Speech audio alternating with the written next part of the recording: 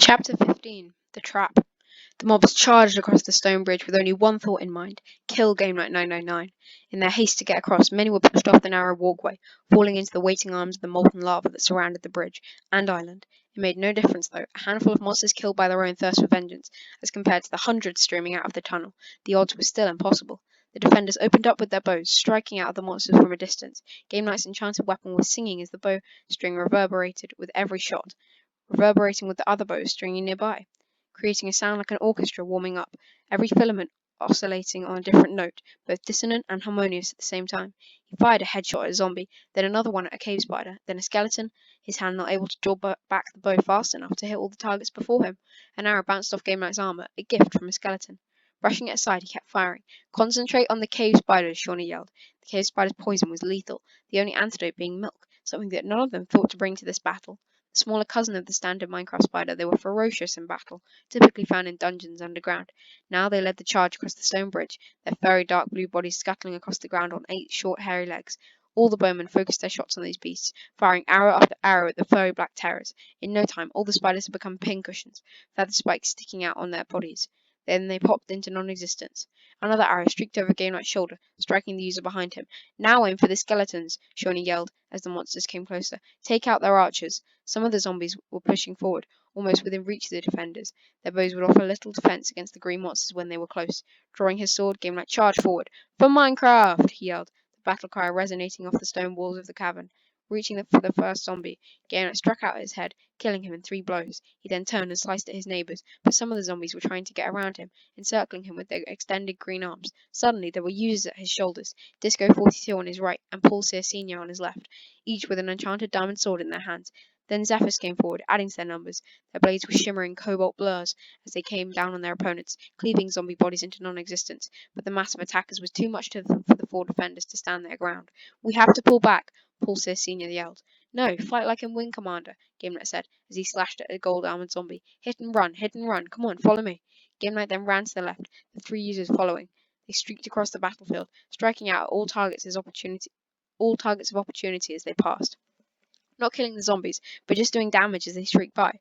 After running across the width of the island, they turned around for another pass. This time the second attack on those at the front of the mob was lethal, their blades killing the zombies and brushing away the leading edge of the monster armies like an eraser to a whiteboard.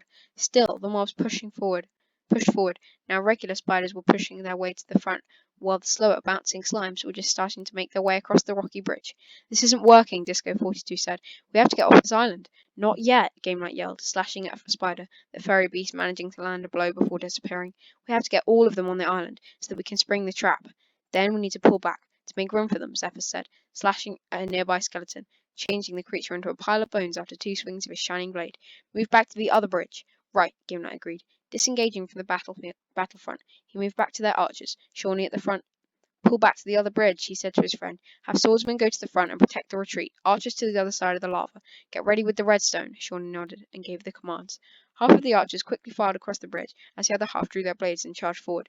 Game Knight could see one of the users, Honeydon't, move to a lever that was placed on the dirt wall of the cavern, waiting for the signal to throw the switch. It was the first half of their little surprise. Swordsman, forward! Game Knight yelled, his own glowing sword held up high. For Minecraft! The warriors charged forward, echoing the battle cry. To his surprise, he found Crafter at his side, his own iron sword swinging wildly, cleaving monsters in 2. What are you doing here? Game Knight yelled. Get to the other side of the bridge, where it's safer. Our fates are tied together, my friend, Crafter replied. I stand with you. A spider leapt at the duo.